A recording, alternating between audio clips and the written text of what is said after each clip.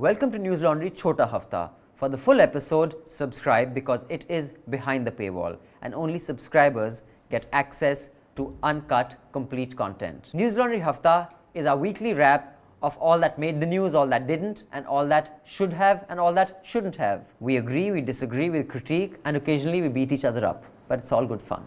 Subscribe. This is a Newslaundry podcast and you're listening to NL Hafta.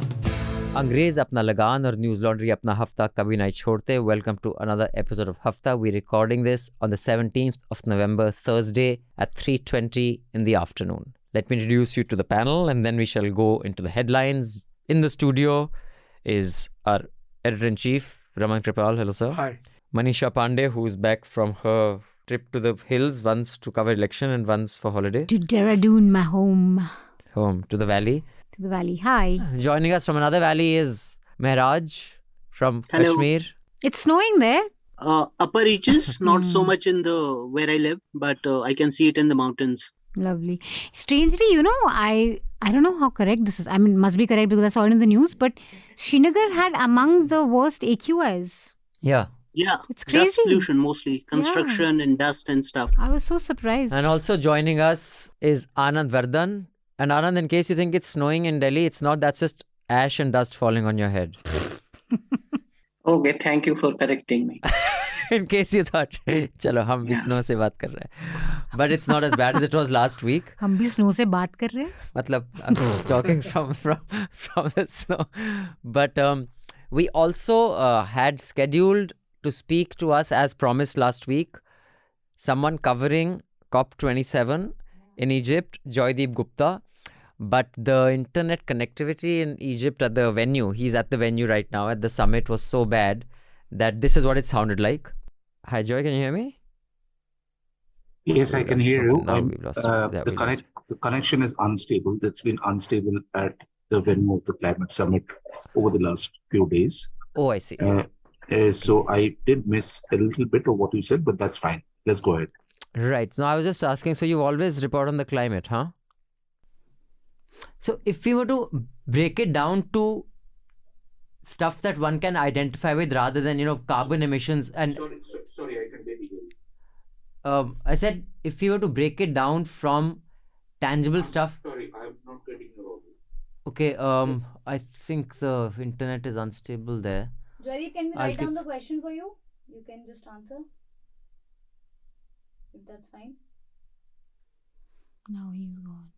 No, I don't think any... I think just scan it here because even what he's just said, would it comes be? and goes. It's really marble. Joy, we can't hear you at all. I think it's too unstable. तो यहाँ से कर दो ना फिर. Yeah, okay, I've seen your text. But can you hear me now? We can hear you, but it keeps But it on keeps breaking. dipping. Like after four words that your audio breaks, then again it comes back, then again it breaks. I don't know if you can hear us. Well, that's the internet going up and down here. Nothing I can Okay, do about it. Joydeep, that's fine. Next week, once you are in Delhi, we can have you in In the studio, yeah, because we need a long chat on this. So we cancelled and we said that when he's back next week, he can join us in the studio and we'll talk at length because the climate and COP27 is too important an issue to be discussed on such a patchy and unstable internet connection. Although I will say, even BJP and Congress press conference have better connectivity than the climate summit. Surely they should have had, if they know journalists from all over the world are coming, I'm shocked they have such, unstable internet over there. So that is which tells you a lot about the priorities They don't of even the organizers. They don't want journalists to tell the stories. I don't know, but yeah. So that's that. We'll get the headlines and then we shall discuss not the climate summit, which we had originally planned and promised. We will do that next week when Joydeep is back in Delhi. So we have him in the studio. But we'll figure out what we'll discuss once we hear the headlines. India on Monday submitted its long-term strategic plan to achieve the target of net zero carbon emissions by 2070 at the United Nations Climate Conference, also known as COP27. Prime Minister Narendra Modi on Tuesday reiterated India's call for a ceasefire and diplomatic talks between Russia and Ukraine at the G20 summit in Indonesia. The United Kingdom on Wednesday approved a scheme that will allow 3,000 visas to young Indian professionals to live and work in the country each year. The G20 photos are also all over. You had Modi with Biden, Modi with Rishi Sunak, Modi meeting Xi for the first time. After after the whole that skirmish. Yeah.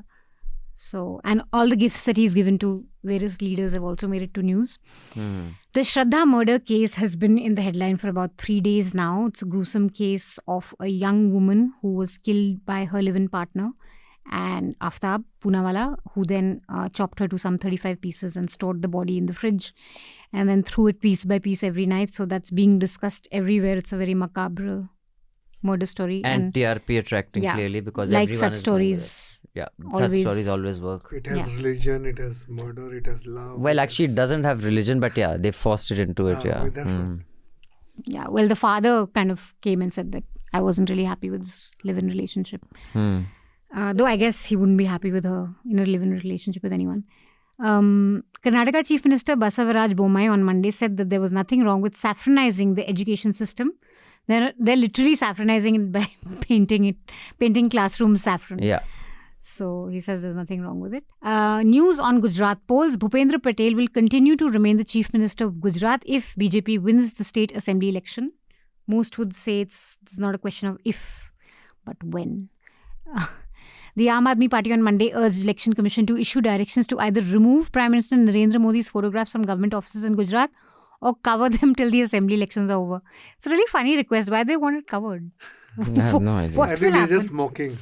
Cover करके मतलब do they feel his pictures are unduly influencing elections? No, I mean it's the same thing that you don't put stuff on, banners and stuff for you don't because it can influence voters. It's a protocol. I mean, but this is a new one. Meanwhile, the Aam Aadmi Party candidate from Gujarat's Surat East constituency, Kanchan Jariwala, said on Wednesday that he withdrew his nomination from assembly polls due to increased pressure from the party. Which party? The Aam Aadmi Party, because it's the Aam Aadmi Party candidate. Meanwhile, the AAP made a dramatic allegation that the BJP had kidnapped him, and this really took strange turns as by the evening the missing leader lashed out at AAP in a video. But the BJP basically accused, to simplify it, basically AAP made the allegation that their MLA contestant basically was kidnapped by the BJP and forced to withdraw his nomination. The kidnapped quote-unquote MLA said that he basically just didn't want to contest because he was getting flack from his constituents, people in his constituency, and he felt that the party didn't have funds. I think the two he videos... he issued a video. I mean, there were no reporters who could question him, but and it seemed like a readout. It was clearly readout. He was going left from right. Readout, and also when he went for the withdrawal, you can see some people the policeman holding his hand. Doing a withdrawal and then handing him over to those 5 guys again. So no media was allowed to talk to him. No, the other guys are shouting, "Arey, hamara candidate, ye le ja rahe." They could not even get close. It was This was like a Dusu election in the 90s. We'll talk about it later. The Morbi civic body on Wednesday told Gujarat High Court that the bridge, which collapsed last month and killed 141 people, was reopened after renovation on October 26th by the Oreva Group without approval. The Gujarat High Court on Wednesday asked why the Morbi Municipal Corporation opened the city's British-era suspension bridge for public use, even though the company contracted to maintain it had raised a red flag and said that it was in critical condition. 5 Kashmiri journalists working with a Srinagar-based newspaper, Rising Kashmir, resigned on Tuesday after a militant organization put out a list of media persons accusing them of being informers of security forces. The Punjab and Haryana High Court on Monday refused to entertain a public interest litigation seeking the cancellation of parole granted to Dera Sacha Sauda chief Gurmeet Ram Rahim. 6 ethnic groups in Assam have called for a statewide bandh on November 15 to press for their demand of a scheduled tribe status. And I think the Rajasthan government has increased the OBC quota. I see, okay. To take, if I'm not mistaken, that was also there in the news. So, quota politics in the news. Union Minister of Law and Justice Kiran Rijiju said on Friday that he was very upset with the Supreme Court's decision to suspend the sedition law early this year. A Delhi High Court issued the last warning to the prosecution to wake up while criticizing the police for producing quote-unquote irrelevant witnesses in a case related to the 2020 riots that took place in northeast Delhi. The ED on Monday arrested businessman Vijay Nair in a case of alleged irregularities in the now withdrawn Delhi liquor policy. I mean, businessman, he's more like a He used to be entertainment show. Yeah, but he retired. something. I mean, he Yeah. resigned from that. This was right on the day that he got bail from the CBI court, right? Yeah, he got bail with the court saying that there's no evidence against him and you can't just make such arrests like this. And he got bail in that, and before they could release him, they arrested him by the ED. So basically the thing is just to not let anybody out. Just like Kapan, he got bail on UAPA, but he's still in jail over money laundering. Israel said on Monday that it will not cooperate with the United States investigation into the killing of Al Jazeera journalist Shireen Abu Akleh by the Israeli army.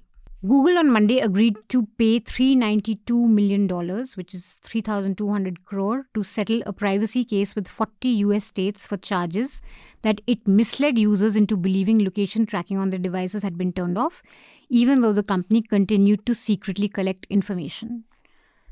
E-commerce giant Amazon is planning to lay off 10,000 employees in its corporate and technology departments beginning this week in what would be the largest job cut in the company's history. Lots of firings. You'd had Meta also lay off people, Twitter, of course, and Meta, Amazon. So what does this imply? It implies that revenues from advertising have plummeted. So there is huge. In fact, The Economist has an article on this, that advertising revenue has really fallen through the floor. And all these guys are dependent heavily on advertising because they are doing advertising kilo ke hisab se, like 90% of all it goes to them. Amazon would be. So that's why they've had to lay off a lot of people. I mean, in fact, Facebook recorded its first, and also, of course, the Facebook share fell significantly, but also recorded its first loss, I think, in a very long time. So the media can't be very far from being hit. Yeah.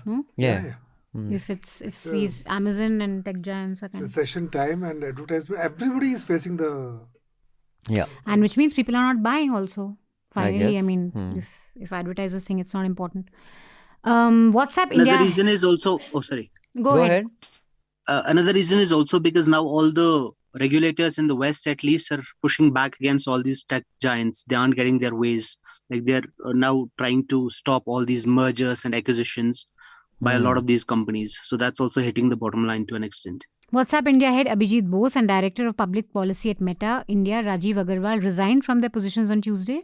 And this is shortly after the earlier head Ajit Mohan had resigned. In fact, Meta has appointed a new India head, Sandhya Devanathan. The Republican Party on Wednesday gained control of the United States House of Representatives after touching the majority mark of 218 out of 435 seats. The world population reached 8 billion on Tuesday, 12 years after passing the 7 billion milestone. FIFA World Cup 2022, the World Cup in Qatar will begin on Sunday. This is the 22nd edition. Right. And the first one to be hosted by an Arab country. And there are two other important headlines. One is News Minute has done this story in Bangalore, an NGO steals voter data. It's an extremely serious allegation. In fact, based on this story, the Congress has just done a press conference that a private NGO, which was collecting personal information from thousands of voters, and they were given permission by the government order that allowed the NGO to create awareness. But in that whole creating awareness, they were taking data which they are not supposed to be taking, and they had IDs identifying them as it's a quasi government BBMP, which is what is BBMP? Brihat Bengaluru Mahanagar Palike. It's like municipal corporation of Delhi. So which they were not, and this data is there. All the voter data of all these places, and of course, if anyone else had done this, everyone would be in jail right now. But nothing there. And Kashmir journalists quitting. We had that, right? So in fact, we should do a story around that. And this, another headline, related to media, this Press Council of India has pulled up, or rather snubbed, Gehlot for not giving advertisement for 3 years to a media group. In fact, just because they were critical of him. Gehlot. And these days, Gehlot's full page ads are coming on every paper these days, for the last 1 week. India has to navigate and not only the external dependence on coal. India has been, along with other developing countries, which are grouped together as like-minded developing countries. China is one of them. Even Pakistan is part of this. And so they have been saying that why not single out other greenhouse emitting fuels like natural gas. Only coal is being targeted. In fact, they have had floated this idea of border carbon tax, like for carbon intensive industries like cement and steel, they would tax more, and all developing countries stonewalled it, and they rallied behind that, resisting that. So it is not only that the coal dependence is high in India, but also let us suppose that the internal dynamics of India has to navigate an internal just transition challenge, as 85% of coal production, if you see, is concentrated in relatively poor eastern and central states, while over 60% of renewable energy potential and 80% of current capacity is concentrated in the relatively wealthier southern and western states. Now, when the political economy has to transition millions of livelihoods, the blunt force approach would not work. So how would you shift this large section of population dependent on the coal economy to the renewable?